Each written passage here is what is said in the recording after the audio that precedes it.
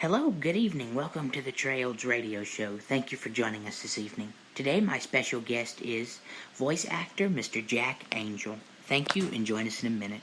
Are you on the air? Okay, my first question to you is, how did you get started in the industry? How did you get started being a voice actor? Well, let's see. When I got out of the Army, I went back to college, and I majored in radio and television production at San Francisco State. Mm-hmm. And when I got out of San Francisco State, I got a job as a disc jockey in the Central Valley of California. And so it was up from there. I spent 18 years as a disc jockey, having the time of my life. I loved radio. I loved the music. I did funny voices, and I told jokes. And I moved from the Central Valley to San Francisco, and from there, the station was sold, and I went to Reno, and then from Reno to Portland, Oregon. Mm-hmm. And Portland was a station that was owned by Gene Autry, the singing cowboy. Oh, yeah. And he had three radio stations. One in Los Angeles, one in San Francisco, and one in Portland. Actually, four. He had a KVI in Seattle. And so that was a great company. They were the cream of the crop on the West Coast. And so went from Portland to Los Angeles, and finally, in 1975, the music had changed, and I just got to hate it, to go in and play stupid music, and so it showed in my performance, and finally I just quit. Yeah, once you don't enjoy it anymore, it's not fun. You have to get out of there. That's right. When it stopped being, there's pretty good evidence that this whole life is just a big game, and games are made to have fun in, and if you're not having fun, you're doing it wrong. So, and I had made some inroads in animation and commercials and voiceovers, and so just eased out of radio and eased into all of that stuff and never looked back. Yeah, I love radio. I've been doing radio for 6 years, and then I've done voiceover stuff, no character voices, just narrations, and that's fun, And you sound like an elf. You should do animation. Thank you. You're not the first person to say that. I've gotten that a lot.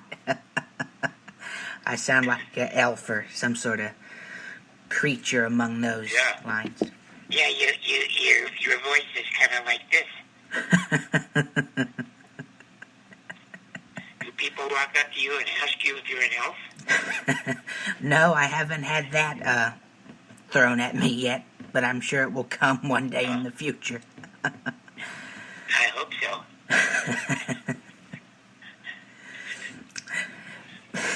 My next question to you is, what is the most challenging part or the most difficult part for you being a voiceover actor?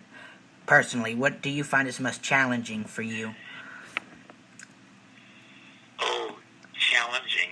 Well, the ones where you go scream and rip your throat out, those aren't fun. Oh, yeah. I mean, they're fun, but the repercussions are you go home and gargle to see if your neck leaks. The one that started it for me really bad was I did a voice of the Lordhead minister in Beetlejuice. Oh, yeah. And and his lines were, "Do you take this man to be, or this woman to be your wedded wife?" And I had to do it over and over and over, and louder and screaming. And when I walked out of there, my throat was sore. It was the first time that I really much that my throat got sore. And it never really bounced back from that episode. And from then on, it's just, I would do a game where World of Warcraft or one of those things and scream and yell, and it just made it worse. So, you make do with what you got. Yeah. Yeah, it's best to, not to make a habit of those kind of voiceovers, where you scream and yell a lot, because eventually it will damage your voice. That's right. And the producers, they don't care that you screw your voice up. They don't care that you screw up your career as long as they get what they want, which is you screaming. And I tell young guys that don't go in there and scream your head off and hurt yourself. If it starts to hurt, stop. And because it's, you can screw your whole career up screaming and yelling like that. There was a rock singer, Rod McEwen, and Rod was a composer and had some hits, and his whole genre was to get in front of the microphone and scream, and he really ripped his throat. It just tore, and from that time on, he sounded like this, and he had a different kind of a career after that, but it wasn't ever the same. And that happens periodically to guys, they miscalculate.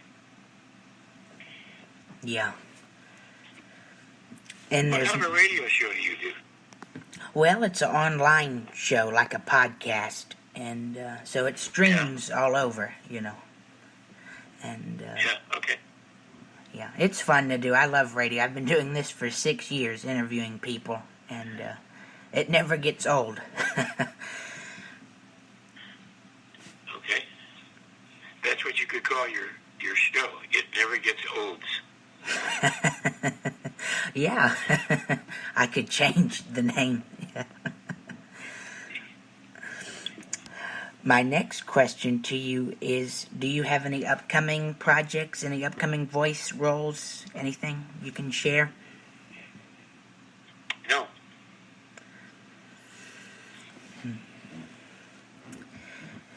Yeah, well, the work kind of slows down sometimes, and it's different each year. It's like a roller coaster, the work sometimes slows down, Well, the work has slowed down for me largely because I'm 88 years old. Oh, wow. And there's not a lot of call for guys that are 88 years old. And I think my age scares the producers now that that, oh my God, he's that old. Can he walk? That kind of stuff. And and that's okay. I have pensions and Social Security and good health, so I don't care. Well, that's good. You have your health. That's a good thing. You have good health. And, yeah. But yeah, you're right. Ageism. That affects everyone eventually in the industry. If you're lucky.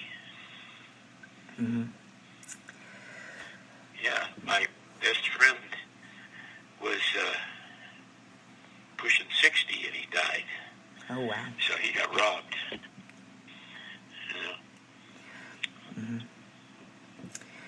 My next question to you is, what is your advice to people who want to get into the industry? I know we talked a little bit about this, but do you have any other pieces of advice for people who want to get started in the industry? Well, I'll tell you what, my counselor at San Francisco State told me when I was going to go back after graduating and get a master's degree. He said, why are you going to get the master's degree? And I said, well, because in California you need a master's degree to teach. And if I don't make it as an actor, I can teach. And he said, then don't get the master's degree. And I said, why would you say that to me? And he said, because you're getting it, because it's your ace in the hole. He said, you'll have that to rely on, and every time it gets tough, you'll say, oh, the heck with it, I can always teach. And he said, with that ace in the hole, you'll be a lousy actor, and you'll be a lousy teacher. He said, don't get it. Run with the hounds nipping at your heels. And be dangerous, in other words, you know. And I said, okay. I took his advice, and I never had that thing to rely on, so I just had to make it. And so I did. I went from small time to the biggest time you could get in radio, and then the segue into commercials and animation, and that was right at the top, Pixar and Disney, and all the other companies that are doing major animation. If you go to my website, jackangel.com, or you go to imdb.com and type in Jack Angel, you'll see all the stuff I've done over the years.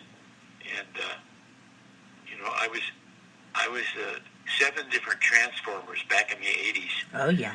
And 7 different characters on Voltron. And I was Smokey the Bear for about 10 years. Only you could prevent forest fires, and Smokey's friends don't play with matches. and all of that, beats working. You just go in and say stupid stuff into a microphone, and they give you money. Yeah. To me, that's not really work. I mean, it is work, but, if you're having fun and enjoying it, it's not really work, That's right. That's right. Yeah. Yeah, to be successful in the business, I think you have to have a thick skin, because when you go to a lot of auditions, you're going to hear the word no, or, not get the audition, and you have to not take rejection personally, Okay, now I'm glad you mentioned that, Trey, because I wrote a book, and largely I wrote the book because I wanted to dispel the myth that there is rejection in the business. I mean, I watched television. I was watching, and Oprah was talking about all the rejection in the business, and people who should know better talk about rejection. And so I was going to call the book "There Ain't No Damn Rejection," but instead of that, I made it a little broader.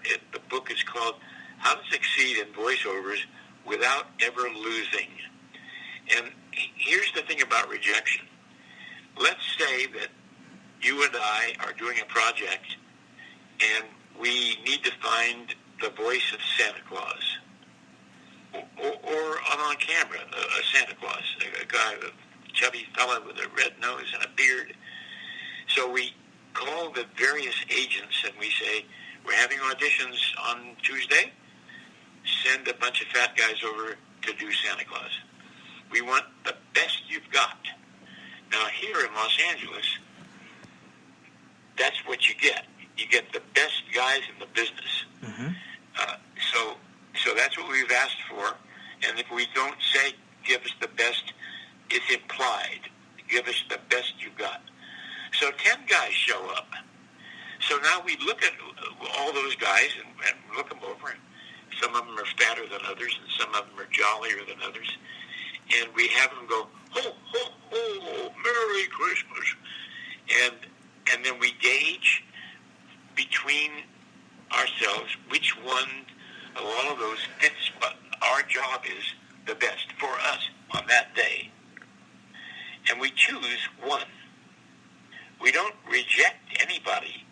Our job is not to reject. Our job is to choose, to select. So we select one.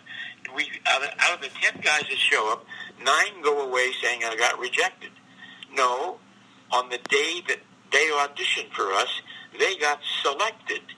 They came in, they had a shot, and we might not use them